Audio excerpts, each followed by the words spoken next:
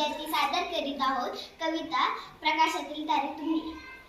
प्रकाशातले तारे तुम्ही अंधार